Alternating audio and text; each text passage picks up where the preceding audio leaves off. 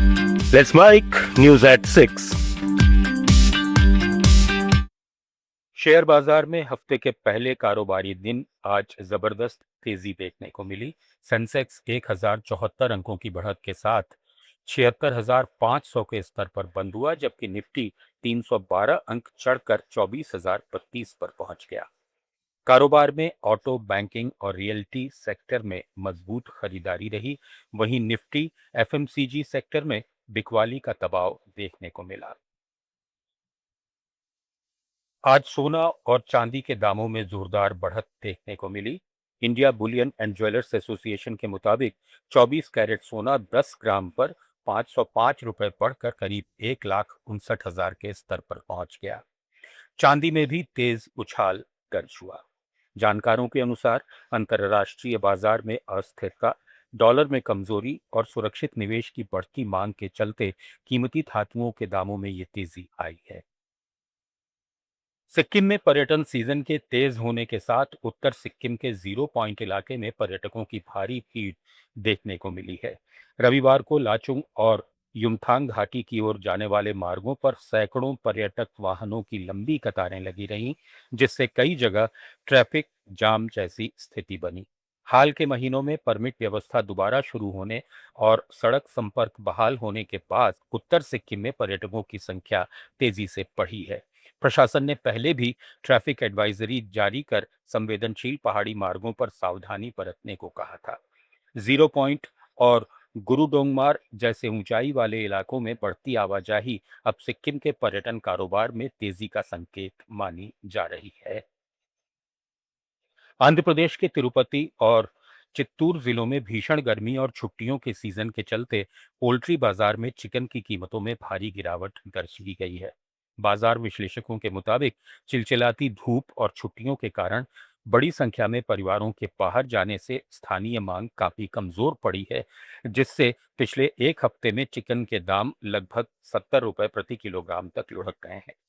तिरुपति शहर में जो ड्रेस्ड चिकन हाल में 290 रुपए प्रति किलो पर था, उसकी कीमत अब गिरकर 220 रुपए रह गई है, जबकि स्किनलेस चिकन भी 320 रुपए से घटकर 250 रुपए प्रति किलो पर आ गया है। हालांकि जहां एक तरफ कीमतों में आई इस तेज गिरावट से आम उपभोक्ताओं को बड़ी राहत मिली है, वहीं दूसरी तरफ दोपहर के बढ़ते तापमान और सुस्त कारोबारी गतिविधियों ने पोल्ट्री व्यापारियों की चिंताओं को बढ़ा दिया है। अरुणाचल प्रदेश में मछली पालन अब उभरते हुए ग्रामीण कारोबार के तौर पर देखा जा रहा है। राज्य में 2025-26 के दौरान मछली उत्पादन बढ़कर 13,772 टन पहुंच गया, जो पिछले साल से लगभग 20% ज्यादा है। इसके बावजूद स्थानीय मांग पूरी नहीं हो पा रही है और राज्य अब भी बड़ी मात्रा में बाहर से मछली आयात करता है। रिपोर्ट के मुताबिक अरुणाचल में करीब 10,000 हेक्टेयर जल क्षेत्र का ही इस्तेमाल हो रहा है, जबकि ट्राउट फिशिंग और कोल्ड वाटर फिशरीज में बड़े निवेश की संभावना है। केंद्र सरकार भी पूर्वोत्तर में मत्स्य क्षेत्र को ब्लू इकोनॉमी का अहम हिस्सा मानते हुए नई परियोजनाओं और सब्सिडी पर जोर दे रही है। तमिलनाडु के कोयम्बटूर में परम्बिकुलम अलियार सिंचाई परियोजना के किसान संगठनों ने तमिलनाडु सरकार से मांग की है कि परियोजना से जुड़ी नहरों की नियमित सफाई के लिए हर साल 10 करोड़ रुपए आवंटित किए जाए। ये परियोजना कोयम्बटूर और तिरुपुर जिलों में कुल 4.25 लाख एकड़ कृषि भूमि को सिंचाई पानी उपलब्ध कराती है। किसानों का कहना है कि 2021 से 25 तक फंड नहीं मिलने से नहरें सिल्ट हो गई हैं, जिससे पानी टेल एंड इलाकों तक नहीं पहुंच पा रहा है और कृषि उत्पादन प्रभावित हो रहा है। पिछले साल पूर्व सरकार ने 10 करोड़ रुपए दिए थे, लेकिन वर्तमान वित्तीय वर्ष के लिए निरंतर फंड की मांग की जा रही है। ये आवंटन कृषि क्षेत्र की उत्पादकता और किसानों की आय बढ़ाने के लिए जरूरी है। न्यूज एट 6 में फिलहाल इतना ही।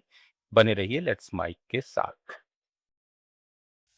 आप सुन रहे थे let's make more than radio. Follow कीजिए हमें हमारे सोशल मीडिया प्लेटफॉर्म्स पर। It's time for news. It's time for more than radio. Presenting the first radio news app, Let's Mike. Let's Mike, a news-based app on your phone where you get to watch and listen news, talk shows, interviews,